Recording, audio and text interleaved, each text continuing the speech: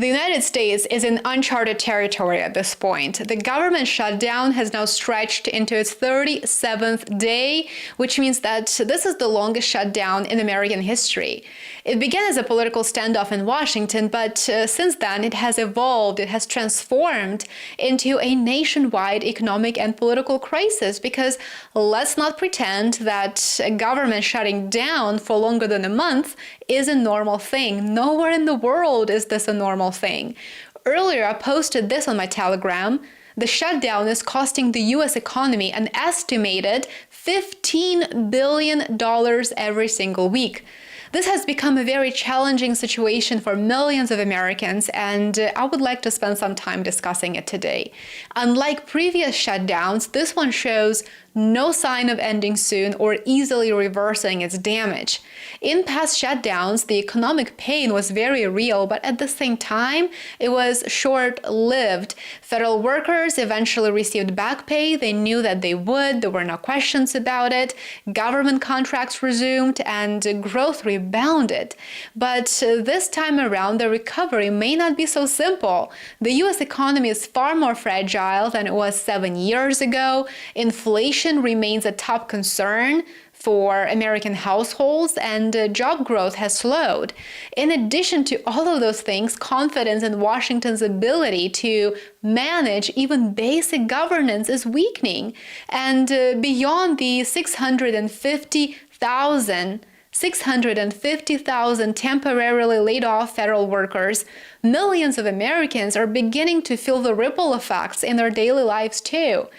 There's a very interesting article recently released by Bloomberg, and according to the article, economists are warning that what used to be a temporary disruption could now turn into a sustained economic drag. The Congressional Budget Office estimates that if the shutdown continues through Thanksgiving, up to $14 billion in economic output will be permanently lost, meaning they will be gone forever. Weekly losses ranging between $10 billion and $30 billion are already being recorded across industries. According to Bloomberg, the Trump administration has suggested that not all furloughed workers will be retroactively paid. Meanwhile, the official unemployment rate will likely soon rise to 4.7%, up from 4.3%, because tens of thousands of government workers are counted as temporarily jobless.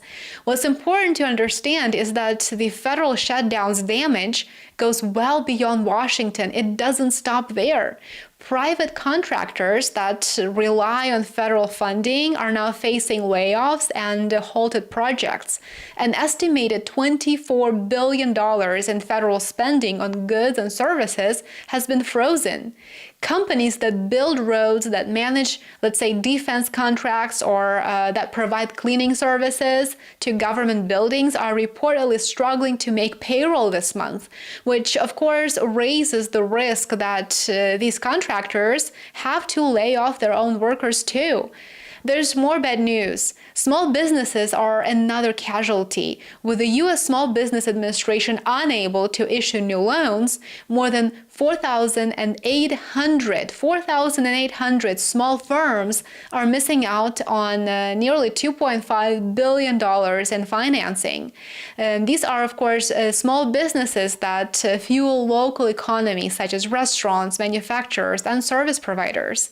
The U.S. Chamber of Commerce says the situation is, quote, beginning to pile up, and warns that businesses need government to function. Of course they would, we all do. Even the nation's transportation system isn't immune to this.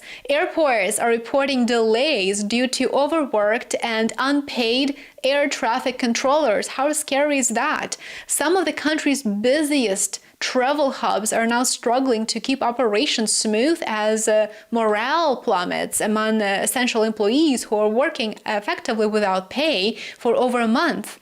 And I think you would agree with me that air traffic controllers should not be overworked, and they should not be working without pay, because this is absolutely terrifying.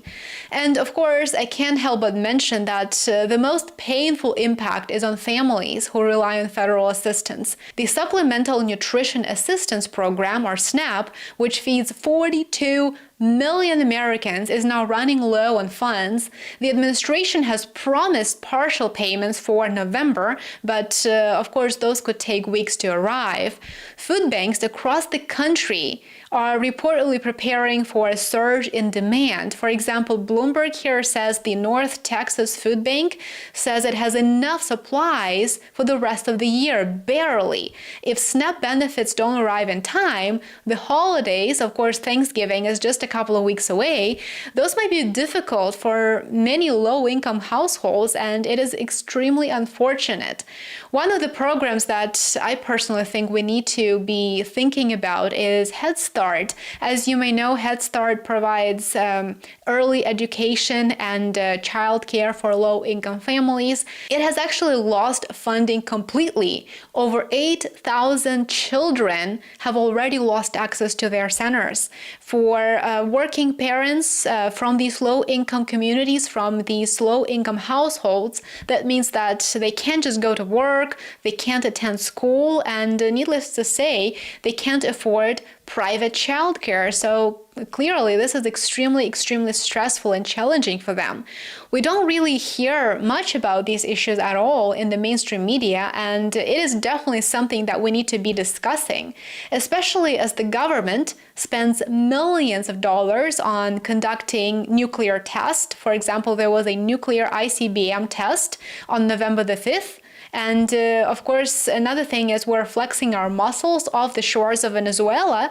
We're spending millions of dollars sending our carriers there and positioning our troops along the coastline of Venezuela. And we're positioning ourselves extremely offensively. This is not defense, this is offense. Yet millions of Americans are skipping meals here in the United States, and their voices are not being heard. Nobody is speaking up for them. So there's something very wrong with this. Needless to say, the damage will escalate further if this continues. So far, neither side in Washington seems willing to compromise. As the shutdown is moving into its 6th week, it's no longer just a political story, it's an economic emergency, one that grows more painful with every passing day. Share your thoughts on the situation in the comments below. As always, I would love to hear from you and hear your take on this.